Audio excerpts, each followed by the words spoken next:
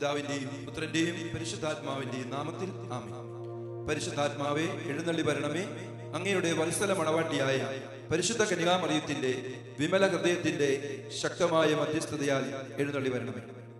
ഈശോയിൽ സ്നേഹം നിറഞ്ഞ സഹോദരി സഹോദരന്മാരെ, ഒക്ടോബർ മാസത്തിന്റെ 30-ാം തീയതി ഈ ദിവസങ്ങളിലൊക്കെ നമ്മൾ ജപമാല ചൊല്ലി വലിയ സന്തോഷത്തോടെ അമ്മയോട് ചേർന്ന് നിന്നുകൊണ്ട് ഈശോയുടെ രക്ഷാകര രഹസ്യങ്ങളെ കുറിച്ച് ധ്യാനിക്കുകയായിരുന്നു. ഇന്ന് നമ്മൾ ധ്യാനിക്കുന്നത് ദിവ്യനാഥ വൈദികരോട് സംസാരിക്കുന്നു എന്ന പുസ്തകത്തിലെ 554-ാമത്തെ സന്ദേശം. 1995 ഒക്ടോബർ മാസം 7-ാം തീയതി ജപമാല രാജ്ഞിയുടെ തിരുനാൾ ദിവസം നൽകപ്പെട്ട സന്ദേശമാണ്. അതിന് തലക്കെട്ട് ഇങ്ങനെയാണ്: എന്റെ വിജയം എന്നാണ്. പരിശുദ്ധ അമ്മ പറയുകയാണ്, ഉൽപ്പത്തി പുസ്തകത്തിന്റെ 3-ാം അധ്യായം 15-ാം തിരുവചനം ഉദ്ധരിച്ചുകൊണ്ട് അവിടെ ഇപ്രകാരം നമ്മൾ വായിക്കുന്നുണ്ട്: നീയും സ്ത്രീയും തമ്മിലും നിന്റെ സന്തതിയും അവരുടെ സന്തതിയും തമ്മിലും ഞാൻ ശത്രുത ഉളവാക്കും. യഥാർത്ഥത്തില് ആദ്യ മാതാപിതാക്കന്മാര് പാപം മൂലം പറുദീസ നഷ്ടപ്പെട്ടു കഴിഞ്ഞപ്പോൾ ദൈവം നൽകിയ വലിയൊരു പ്രതീക്ഷയാണ് പരിശുദ്ധ അമ്മയിലൂടെ ലോകത്തിന്റെ രക്ഷയ്ക്കായിട്ട് ദൈവപുത്രനായ മിശിഹ ലോകത്തിലേക്ക് വരുമെന്നും അവിടുന്ന് ആത്യന്തികമായിട്ട് പിശാചിനെ പൂർണ്ണമായും അവിടുന്ന് പരാജയപ്പെടുത്തും എന്നുള്ള വാഗ്ദാനം. ഈ വാഗ്ദാനം പരിശുദ്ധ അമ്മയിലൂടെ പൂർത്തീകരിക്കുകയാണ്. പരിശുദ്ധ അമ്മ പറയുകയാണ്, ഞാൻ വിജയിയായ മാതാവാണ്.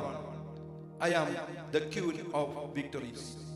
പരിശുദ്ധ അമ്മ എപ്രകാരമാണ് ഈ വിജയം സ്വന്തമാക്കുന്നതെന്ന് പരിശുദ്ധ അമ്മ പറയുന്നുണ്ട്.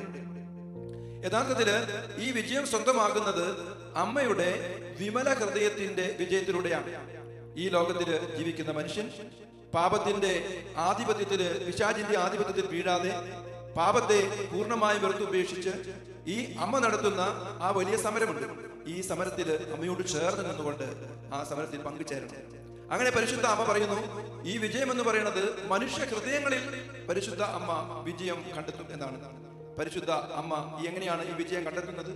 നമ്മുടെ ഹൃദയം ഇന്ന് പലപ്പോഴും സ്വാർത്ഥതയിലും അതുപോലെ തന്നെ വെറുപ്പിലും അക്രമത്തിലുമൊക്കെ അടിയുറച്ചു നിൽക്കുന്ന ഒരു ജീവിതത്തിൽ അമ്മയോട് ചേർത്ത് പ്രാർത്ഥിക്കുമ്പോൾ, അമ്മയുടെ വിമല ഹൃദയത്തിൽ സങ്കേതം തേടുമ്പോൾ ഇതിന്മേലൊക്കെ ആധിപത്യം സ്ഥാപിച്ചുകൊണ്ട് നമ്മുടെ ഹൃദയത്തിൽ ദൈവത്തിന് ഒന്നാമതായിട്ട് സ്ഥാനം കൊടുക്കാൻ, ദൈവത്തിന്റെ തിരുഹിതം നടക്കാൻ പരിശുദ്ധ അമ്മ നമുക്ക് വേണ്ടി മാധ്യസ്ഥം വഹിച്ച് പ്രാർത്ഥിക്കും. രണ്ടാമതായിട്ട് പരിശുദ്ധ അമ്മ പറയുകയാണ്, മനുഷ്യരുടെ ആത്മാക്കളിൽ ഞാൻ വിജയം വരിക്കും.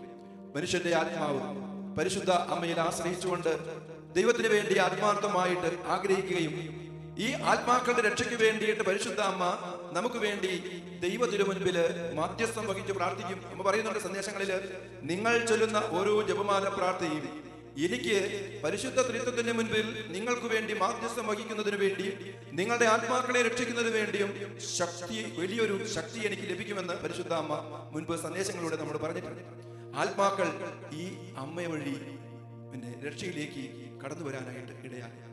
മൂന്നാമതായിട്ട് പരിശുദ്ധ അമ്മ പറയുകയാണ്, ഞാൻ സഭയുടെ അമ്മയാണ്. ഈ സഭയിൽ എന്റെ വിജയം നിങ്ങൾ കാണും. കുരിശിൻ ചുവട്ടില് നമ്മുടെ ഒക്കെ അമ്മയായിട്ട് ഈശോ പരിശുദ്ധ അമ്മയെ തന്നു കഴിഞ്ഞപ്പോ പരിശുദ്ധ അമ്മ തിരുസഭയുടെ മുഴുവൻ അമ്മയായിട്ട് മാറി. അമ്മ പറയാണ്, തിരുസഭ രാജ്യങ്ങളുടെ മുൻപിൽ, ലോകം മുഴുവന്റെ മുന്നിൽ വലിയ പ്രകാശ ഗോപുരമായിട്ട് ഉയർന്നു നിൽക്കും. അമ്മയിൽ ആശ്രയിക്കുന്നതിലൂടെ, അമ്മയുടെ വിമല ഹൃദയത്തിന് സങ്കേതം തേടുന്നതിലൂടെ തിരുസഭ മുഴുവനും വലിയൊരു വിജയത്തിന്റെ കാഹളധ്വനി സഭയിൽ മുഴുവൻ മുഴങ്ങുമെന്ന് അമ്മ പറയുകയാണ്. അവസാനമായിട്ട് പരിശുദ്ധ അമ്മ പറയാണ്, അന്തിമമായിട്ടുള്ളതും സമ്പൂർണമായിട്ടുള്ള വിജയം ഞാൻ കൊണ്ടുവരും എന്നാണ്. അതെങ്ങനെയാണ്? അമ്മ സന്ദേശങ്ങളിലൊക്കെ പറയുന്ന കാര്യമുണ്ട്, എന്റെ വിമല ഹൃദയം വിജയിക്കും. എന്റെ വിമല ഹൃദയം വിജയിക്കും എന്ന് പറഞ്ഞാൽ ഈശോയുടെ തിരുവിട്ടം പൂർത്തിയാകും, പരിശുദ്ധ ത്രിത്വം വളരെയേറെ മഹത്വപ്പെടും എന്നാണ്. അതായത് അമ്മയുടെ പ്രവർത്തനത്തിലൂടെ, അമ്മയുടെ ഇടപെടലിലൂടെ ഓരോ വ്യക്തികളുടെ ജീവിതങ്ങളിലും, കുടുംബങ്ങളിലും, സഭയിലും, ആത്മാക്കളിലും എല്ലാം വളരെ സ്വാധീനം നടത്താനായിട്ട്, വളരെ സ്വാധീനം ചെലുത്താനായിട്ട് പരിശുദ്ധ അമ്മയ്ക്ക് സാധിക്കും. അങ്ങനെ പിശാച് പൂർണ്ണമായും പരാജയപ്പെടും, അവന്റെ പ്രവർത്തനങ്ങളെല്ലാം നിലയ്ക്കും. നമ്മൾ കണ്ടു, പരിശുദ്ധ അമ്മ പിശാചിനെ ബന്ധിക്കുന്നത് വലിയ ചങ്ങല കൊണ്ടല്ല, വളരെ മൃദുവായ ഒരു ചരട് കൊണ്ടാണ്, ജപമാലയാകുന്ന ചരട് കൊണ്ട്. കാരണം ജപമാല ചൊല്ലി പ്രാർത്ഥിക്കുന്ന ഓരോ മക്കളും ദൈവത്തിന്റെ തിരിഹിതം തിരിച്ചറിയാനായിട്ട് ഇടയാകും. അവരുടെ മേലുള്ള അന്ധകാരത്തിന്റെ ആവരണം വിട്ടുമാറും. അവർ ദൈവത്തെ തിരിച്ചറിയും. അവർ തിന്മയെ ഉപേക്ഷിക്കും. പിശാചിന്റെ വഴികളെ പൂർണ്ണമായിട്ടും അവർ വെറുത്തുപേക്ഷിച്ചുകൊണ്ട്, പാപത്തെ വെറുത്തുപേക്ഷിച്ചുകൊണ്ട് ദൈവത്തെ രക്ഷകനും നാഥനുമായിട്ട് സ്വീകരിക്കും. അമ്മയുടെ വിമല ഹൃദയത്തിൽ സങ്കേതം തേടുന്നതിലൂടെ ഈശോയോട് കൂടുതൽ അടുക്കും, ഈശോയുമായിട്ട് ഒന്നാകും. ഇതാണ് പ്രിയമുള്ളവരെ പരിശുദ്ധ അമ്മ പറയുന്നത്, എന്റെ വിജയം, എന്റെ വിജയം അത് പൂർണ്ണമാണ്, അത് ആത്യന്തികമായിട്ടും തിന്മയ്ക്ക് മേലുള്ള വലിയ ഒരു വിജയമാണ് എന്ന് പരിശുദ്ധ അമ്മ പറയുകയാണ്. നമ്മൾ പരിശുദ്ധ അമ്മയോട് ചേർന്ന് രക്ഷാകര രഹസ്യങ്ങളെ കുറിച്ച് ധ്യാനിക്കുന്ന ഈ ദിവസങ്ങളിൽ നമുക്ക് ആത്മാർത്ഥമായിട്ട് പ്രാർത്ഥിക്കാം. നമ്മുടെ ജീവിതം ഈ അമ്മയുടെ ആ കരങ്ങളിൽ നമുക്ക് കൊടുക്കാം.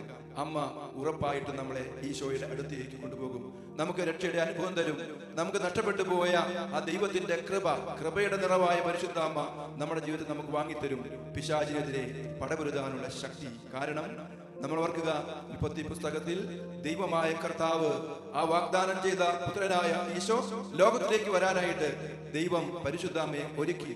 അമ്മ ദൈവത്തിന്റെ വിളിക്ക് പ്രത്യുത്തരം കൊടുത്തു. ഇന്ന് അമ്മ നമ്മെ ഓരോരുത്തരെയും വിളിക്കുകയാണ്. അമ്മയുടെ ആ സൈന്യ വ്യൂഹത്തിലെ അംഗങ്ങളായിരുന്നു കൊണ്ട് തിന്മയ്ക്കെതിരെ പടപൊരുതാൻ, നമ്മുടെ ജീവിതത്തിൽ വിജയം കണ്ടെത്താൻ അത് അമ്മയുടെ ഇടപെടലിലൂടെ വേണം. അതിനുവേണ്ടി നമുക്ക് പ്രാർത്ഥിക്കാം. അന്തിമ വിജയം ദൈവത്തിൻ്റെതാണ്, സ്വർഗത്തിൻ്റെതാണ്. പരിശുദ്ധ ത്രിത്വം പൂർണ്ണമായും ഇവിടെ മഹത്വീകരിക്കപ്പെടും. മഹത്വം ദൈവത്തിന് മാത്രമായിരിക്കും. പ്രിയമുള്ളവരെ, നമുക്കതിനായി പ്രാർത്ഥിക്കാം. അമ്മയുടെ മാധ്യസ്ഥം തേടാം.